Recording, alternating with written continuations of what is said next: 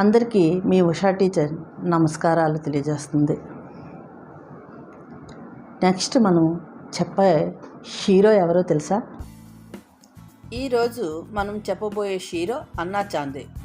Heroes బుక్లోని 13వ పేజీలో ఈమె కోసం చక్కగా వర్ణించబడింది. ఆమె భారతదేశంలోని కేరళ రాష్ట్రానికి చెందిన ట్రావెన్కోర్లో 1905 మే 4న జన్మించిన మలయాళీ.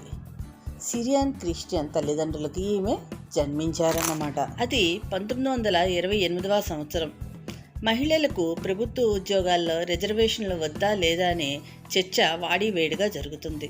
త్రివేంద్రంలోని ఒక సభలో కూడా అదే చర్చ కొనసాగింది. మహామేధావి అయిన వేణుపిల్లై మహిళలకు ప్రభుత్వ ఉద్యోగాల్లో రిజర్వేషన్లు అవసరం లేదని చర్చలో పాల్గొన్నారు.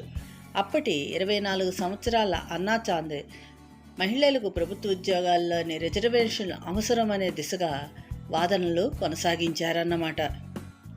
ఆమె 1926లో తన లా చదువుని పూర్తి చేసుకున్నారు.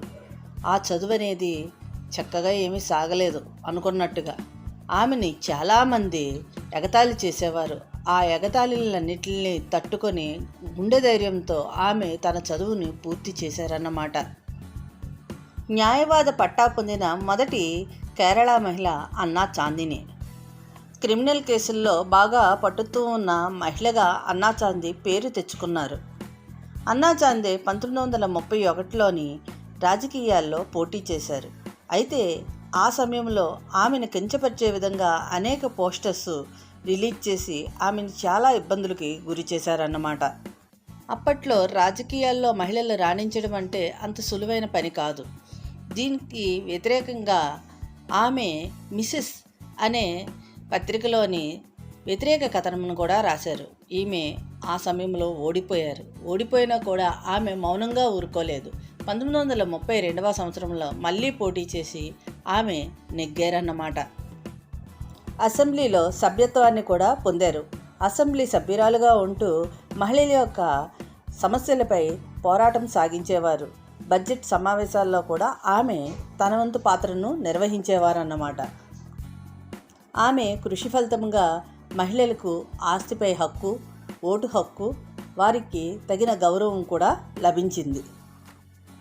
న్యాయస్థానం కూడా మహిళలకి పురుషులతో పాటు సమాన హక్కులు కల్పించాలని అన్నా వాదించేవారు. ట్రావెన్కోర్ రాజ్యం దివాన్ అన్నాను న్యాయాధికారిగా కూడా నియమించారు. ఈ పదవి చేపట్టిన తొలి మలయాళీ మహిళ అన్నా. 1948లో ఆమె జిల్లా జడ్జి పదవిని చేపట్టారన్నమాట.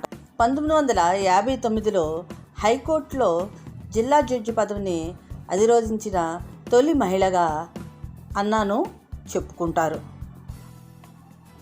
ఆమె మహిళల కోసం చాలా రకాలుగా పోరాటాలు, వారి హక్కుల కోసం నిరంతరము కూడా పోరాడుతూనే ఉన్నారన్నమాట. చాలా మహిళా సంఘాలతో కూడా కలిసి ఆమె పనిచేశారు. కానీ కొన్ని విషయాల్లో మహిళా సంఘాలు కూడా ఆమె యొక్క అభిప్రాయాలను వ్యతిరేకించాయి. అప్పటిలోనే ఆమె అంత అభ్యున్నతమైన భావాలను కలిగి ఉన్న ఒక మహిళ మాట. ఈమె రిటైర్ అయ్యాక కూడా లా కమిషన్లో సభ్యురాలుగా కొనసాగించారు.